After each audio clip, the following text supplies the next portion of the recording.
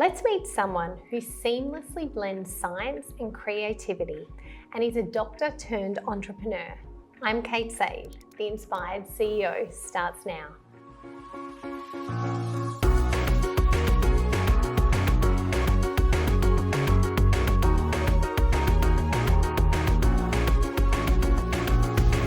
Welcome to The Inspired CEO, where each episode we explore the innovative wellness practices that are driving success and longevity in the modern business world. Dr. Suji Sanjeevan, a Melbourne-based doctor turned entrepreneur, co-founded Light and Glow and BrandScent, pioneering bespoke scent experiences. A King's College graduate, she merges science and creativity to craft award-winning fragrances. Passionate about sensory well-being, she balances entrepreneurship and family, and advocating for diversity and innovation in business. So welcome, Suji. Thanks for coming here today. Thank you so much for having me, Kate.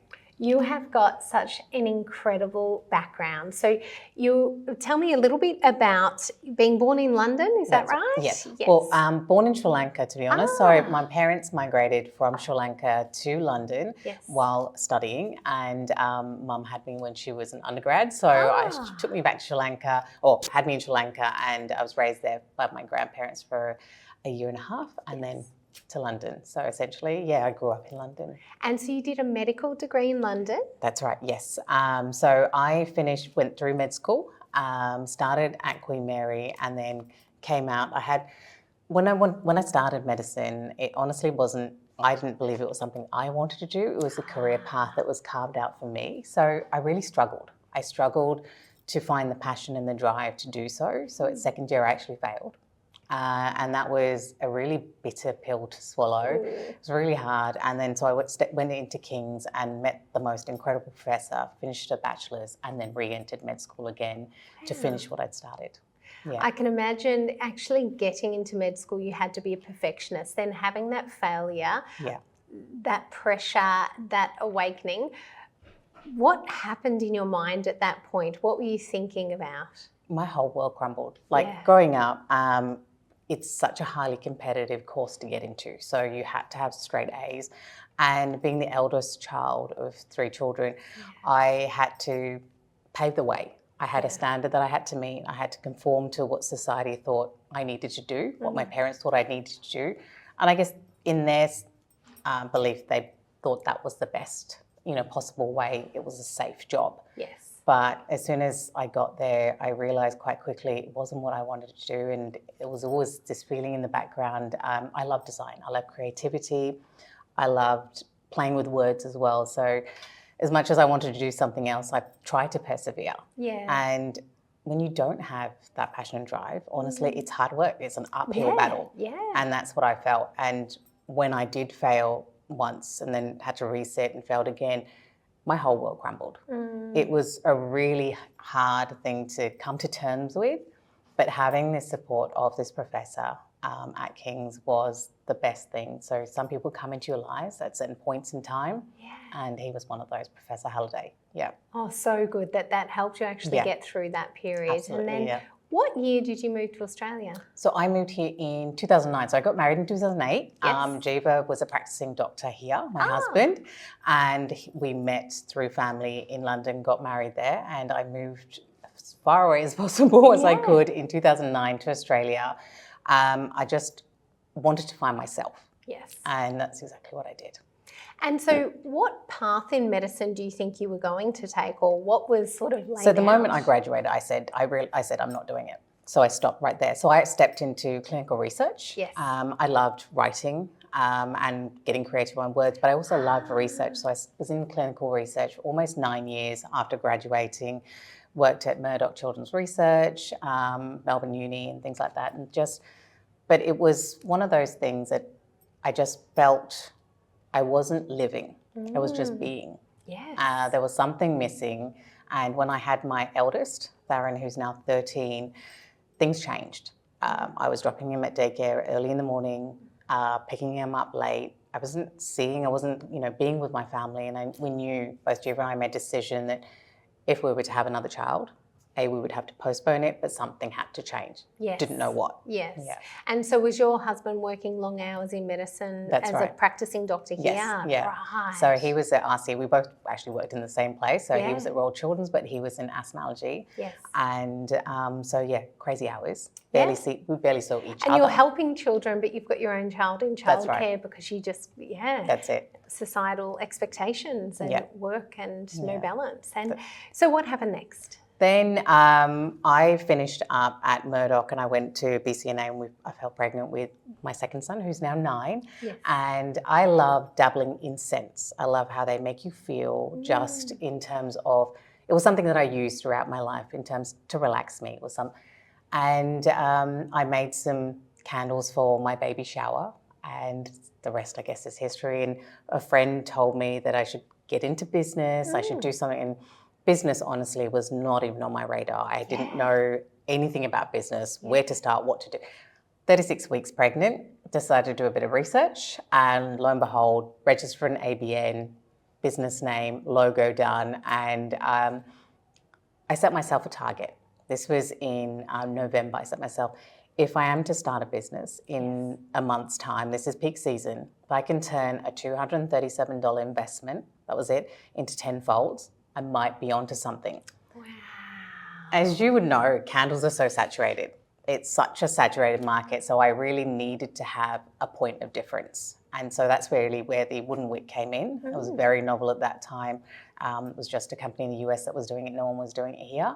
And just the flair and the way that we explained it, putting the science back into scents. Yes. People bought into that story and loved what we were doing. So give us a little bit of the science around scents. I think the first thing that you said was that's what made you feel calm and relaxed. So what is that science? That's right. So in your memory center, in your brain, where scent is processed is where memory and emotion are processed. So the moment you smell something, immediately you create a memory around it and a connect to emotion. That, Hotel right. Chadstone, when I walk in the door, I get this feeling and the scent, I can picture it. Absolutely. Yeah. And you connect an emotion to it. Yeah. So there are certain scents, and we're all different. We're all very primitive, but 70% of our emotions in a day is governed by scent. Right. So as you can imagine, when you're lighting a candle, whether it's lavender, bergamot, whatever it is, there's a certain feeling that you have towards it and a certain connection. And for me, it was really understanding the aromatherapy, the top notes, the middle notes, the base notes. And it was a passion that I actually didn't realize I had. And I'd stay up late, understanding perfumery, understanding that, and putting into candles and explaining to my customers, what are you smelling in the first few minutes? What are you smelling 2 hours later and, 24 hours later? And people loved listening to those stories. Yeah. That takes me actually back to, I'd never done group fitness years and years ago, and it's making me remember, I walked down the street one morning, I was going for a run, and I smelt this incredible smell, and it was coming from a Pilates studio. Yeah. I started there a couple of weeks later, and I've never stopped. I've done over 250 classes, but they had a particular scent that I'd never smelt before that literally in the dark I could smell running down the road, and it was such a calming, pleasant, Wellbeing scent. I had no idea what it was. That really resonates with me. So there you go. It goes back to ancient history, like in terms of aroma and therapy. There is that therapy behind that aroma, and that's where it comes from.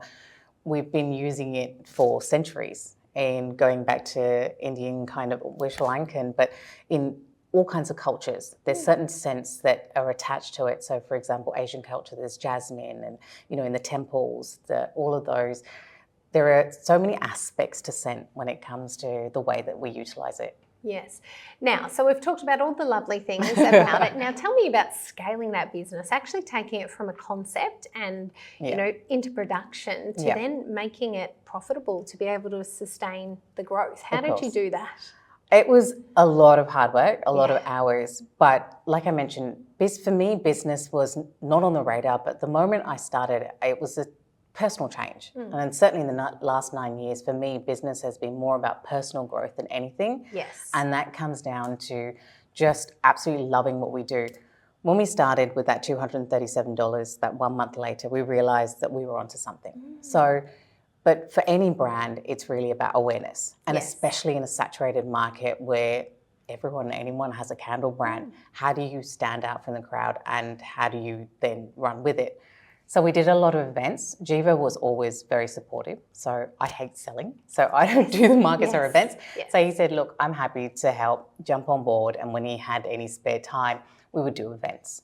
We would do them locally. We started off locally and of course, social media and all of those. Then we started to go interstate and across.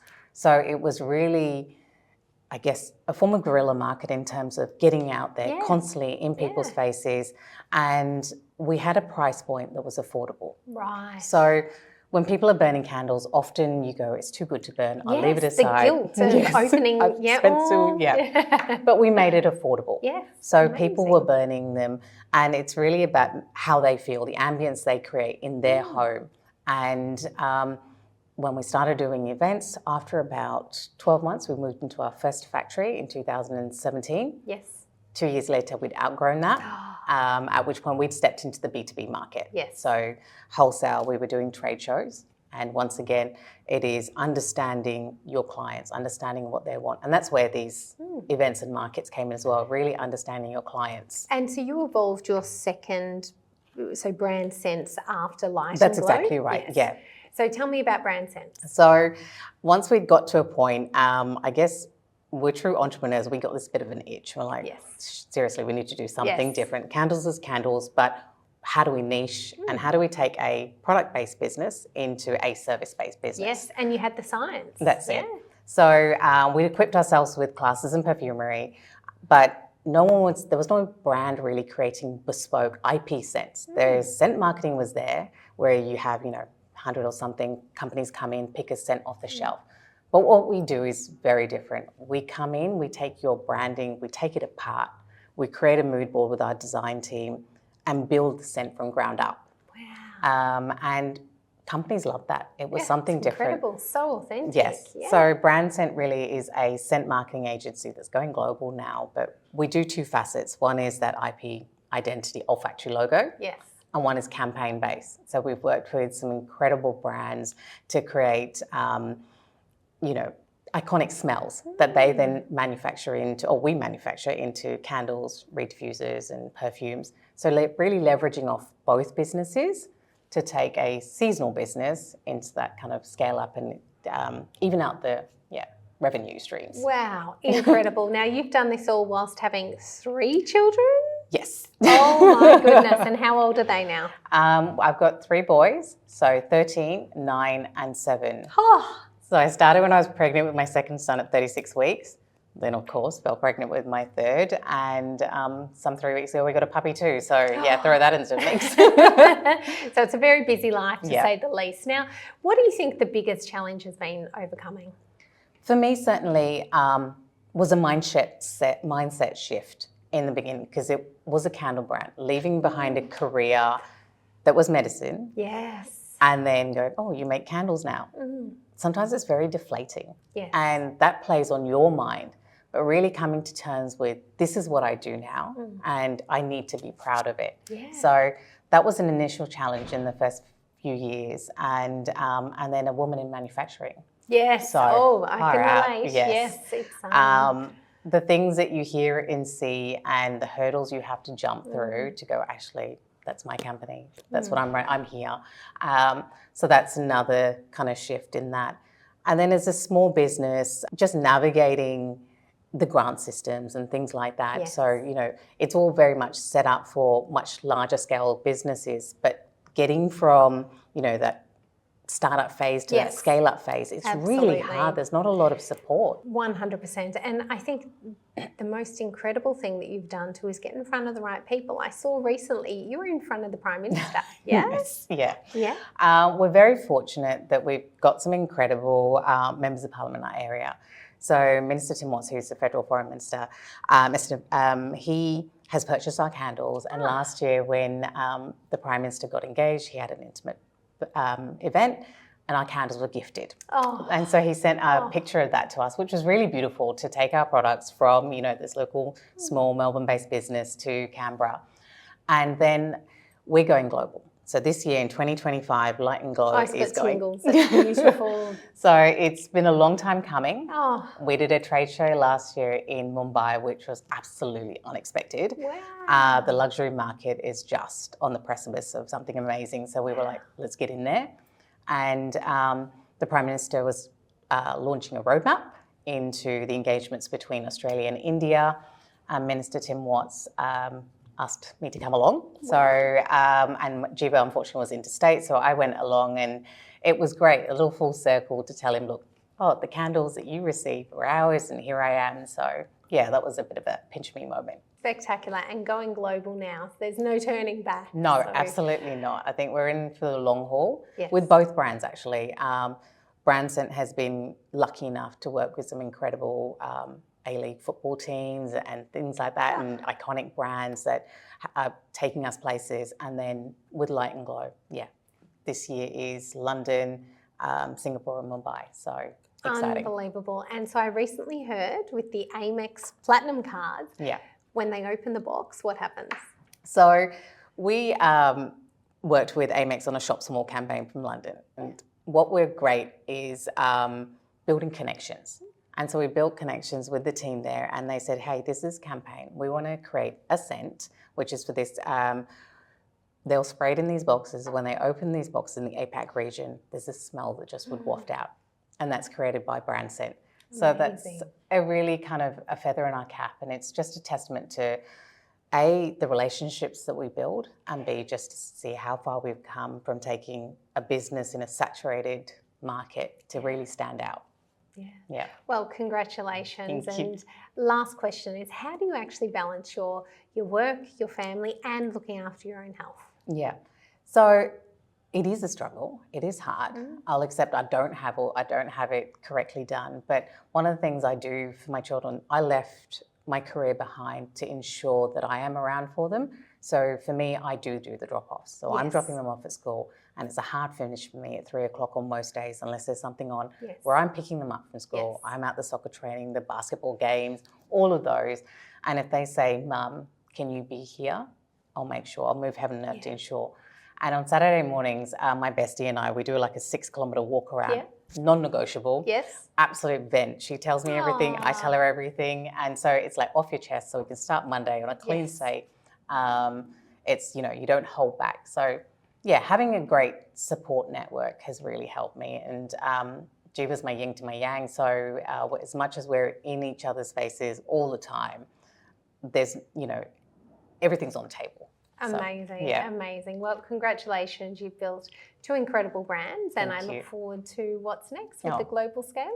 Thanks so much, Kate. Well, this is the Inspired CEO, and we'll be right back.